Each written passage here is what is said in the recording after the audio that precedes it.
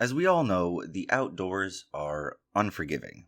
Anywhere you travel, the earth will find a way to kill you. Yet, as dangerous as the wild can be, it's explainable.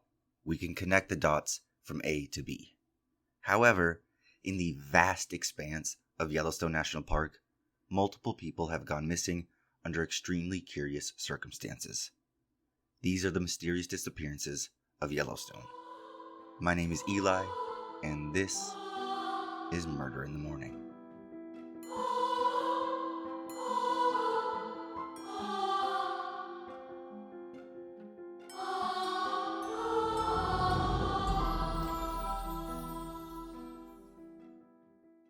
My sources for today come from the Charlie Project, CBS, multiple Cowboy State Daily articles, and the rest I will put down below. As the first national park, Yellowstone claims a rich history. Signed into law in 1872, although indigenous people have lived there for over 10,000 years, this park is located in the northwest corner of Wyoming, extending into parts of Idaho and Montana. It's known for holding over half of the world's geysers, a dormant volcano, and powerful hydrothermal features. As beautiful as Yellowstone is, it's no stranger to death. The official number of deaths since its inception is disputed, but according to BeckLawyers.com, from 2007 to 2023, a total of 74 deaths have been recorded within the park's boundaries. Apart from vehicle fatalities, falls, heart attacks, and drownings, geyser deaths are particularly brutal. A minimum of 20 people have been documented either accidentally falling or jumping into these boiling hot springs. Take David Kerwin, for example, a 24-year-old visiting the park in July of 1981. His friend's Great Dane named Moosey escaped their truck and sprinted off, so David took chase. Moosey jumped into a hot spring that was estimated to be about 200 degrees Fahrenheit, and David dove in after him as other visitors looked on in horror. In an instant, he realized his mistake and clambered out of this human crockpot with the help of his friend, who himself received third-degree burns in the process. Cowboy State Daily writes, quote, "Kerwin's eyes were totally white, as if blind, and his badly burned skin had already began peeling off. When another man on the scene ran over and tried to remove one of Kerwin's shoes, his skin started to flay. Later, rangers found two large pieces of skin shaped like human hands next to the spring." With third-degree burns covering his entire body, emergency responders took Kerwin to the clinic at Old Faithful, where he was treated by a burn specialist who could do nothing at that point except numb the pain. Kerwin died at a Salt Lake City hospital the following morning. Moosey, however, the dog, never made it out. His body was not recovered, although oils from his body caused small eruptions in the water in the days following. End quote. A sickening and brutal death, but a death without questions. Friends and family of Stuart Isaac weren't so lucky. During a routine night patrol of September 10th, 2010, an officer discovered Stuart Isaac's abandoned 2009 black Lexus at Craig Pass, which is along the Grand Loop Road, 8 miles east of the well-known Old Faithful geyser.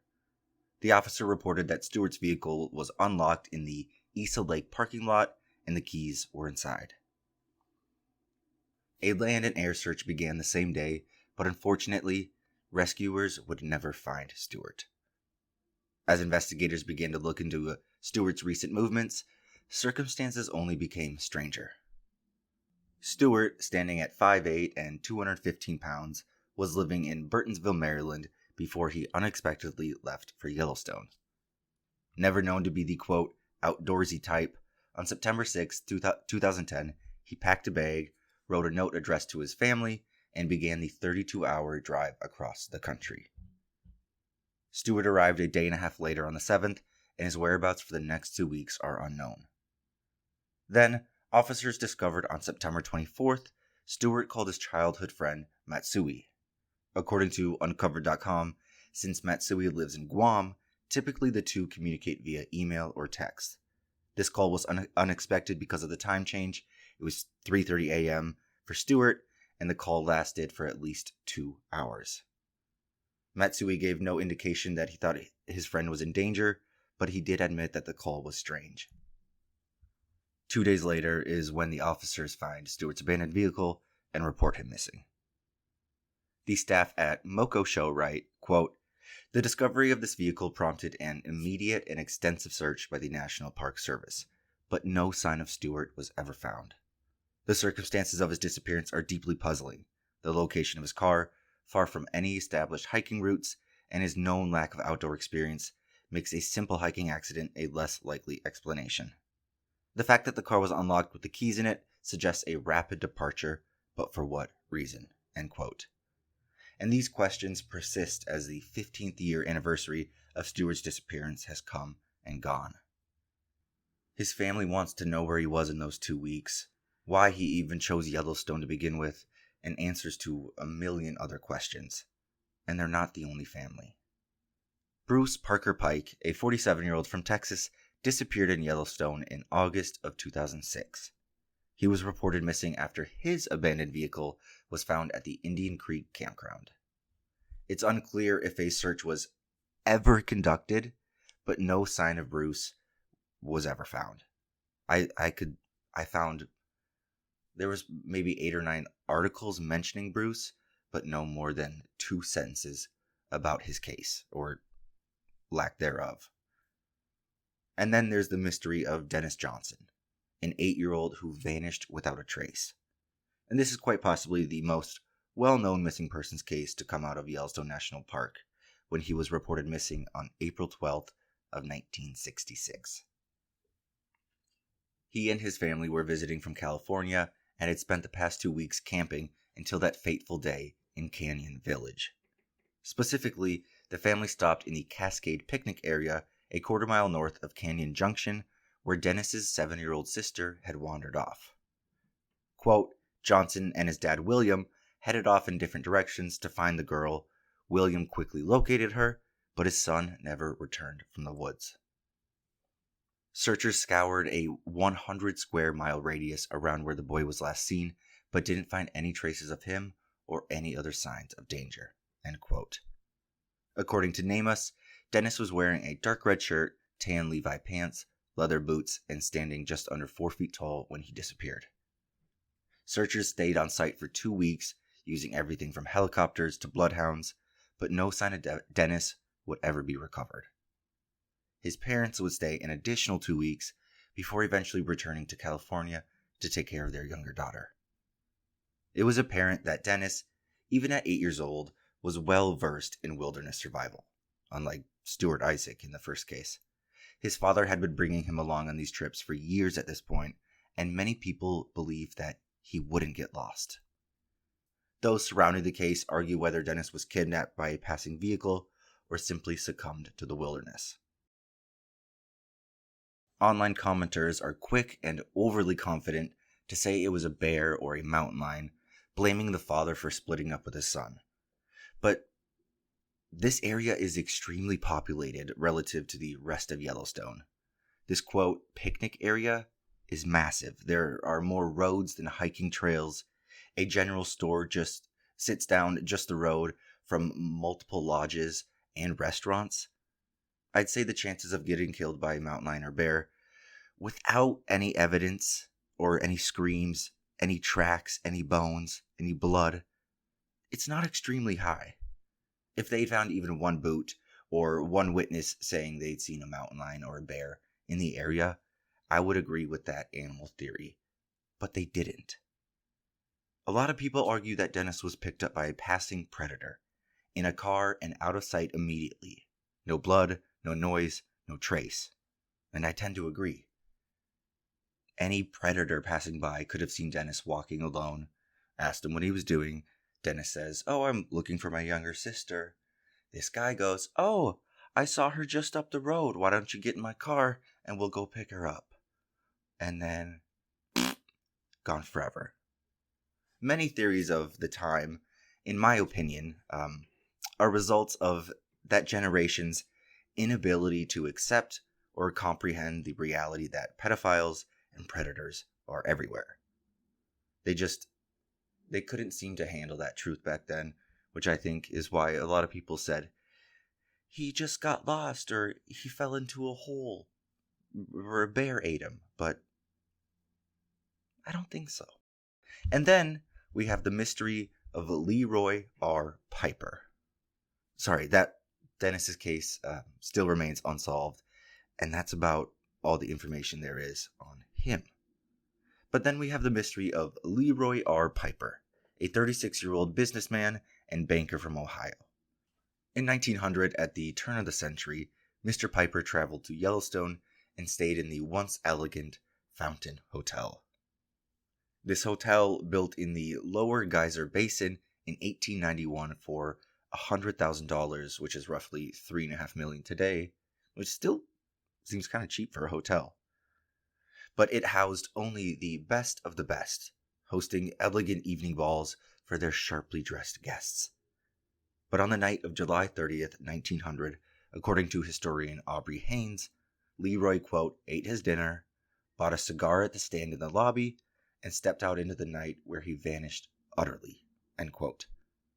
It's reported that the best detectives in the area and even local cavalry were deployed to search for Mr. Piper, but turned up empty-handed. Theories include falling into a thermal feature or becoming bear food. Others say that Leroy was murdered for the money that he may have had on him. I didn't write this down, but I found it kind of interesting. Way back then, 100 plus years ago, they would have, for entertainment, bear feedings, and just the hotel staff would throw steaks and old rotten food out in the back, and guests would watch bears come up and eat. I would say the bear theory is much more likely in Leroy's case than in Dennis's. Anyway, quote, in 1915, automobiles were first allowed into the park, forever changing this visitor experience. And with visitors now able to travel farther and faster, overnight lodging in the Lower Geyser Basin was no longer needed.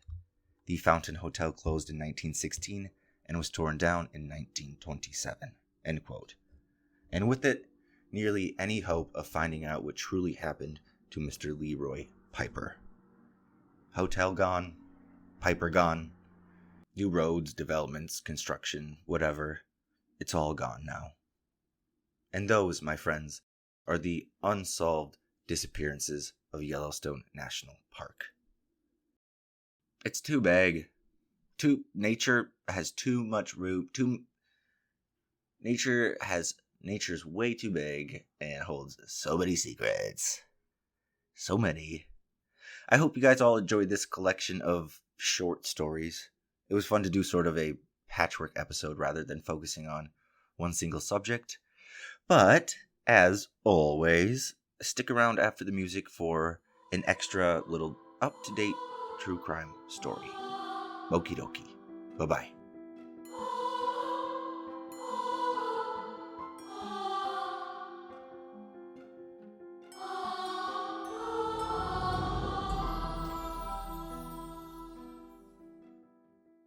Alright, so this story, and I'm sure you've probably heard at least bits and pieces of it, it's been breaking all week, and I suppose it can't hurt to spread awareness any way that we can. Titled, Nancy Guthrie Search Enters Second Week as a Parent Ransom Deadline Looms. Written by Jonathan V. and Sarah Lynch Baldwin of CBS. Quote, the search for Nancy Guthrie, the mother of Today Show co-host Savannah Guthrie, is now in its second week as another apparent ransom deadline looms.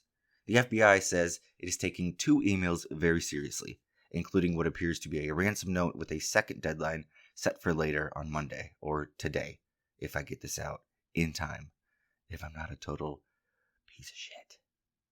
The first deadline was 5 p.m. Thursday, authorities say, and a ransom payment was demanded in Bitcoin. Savannah and her 2 siblings issued a third videotape plea over the weekend to whoever may have taken their 84-year-old mother from her Arizona home in what the sheriff has called an overnight abduction. She was reported missing on February 1st. Quote, we received your message and we understand, Savannah said in a short video Saturday. We beg you now to return our mother to us so that we can celebrate with her. This is the only way we will have peace. This is very valuable to us, and we will pay." End quote. An FBI spokesperson said Savannah Guthrie was referring to a message sent to CBS News Tucson affiliate on Friday. The television station KOLD, or Cold, received a message earlier last week that included this demand for payment. KOLD said it would not release details about the contents of Friday's message, citing respect for the family and the investigation. However, it is still not known if the messages are credible. There was increased police presence at Nancy Guthrie's home over the weekend, and on Sunday, investigators searched what appeared to be a septic tank in the backyard. FBI agents on Friday removed a camera from the roof of Nancy Guthrie's home and towed a dark-colored SUV from her garage. Former FBI agent Jason Pack said some vehicles have Starlink or GPS data points, which could help, quote, "tell some of the story that we don't know yet." CBS News has learned investigators are also canvassing nearby gas stations in an effort to track down any vehicles captured on surveillance cameras around the time Nancy Guthrie went missing.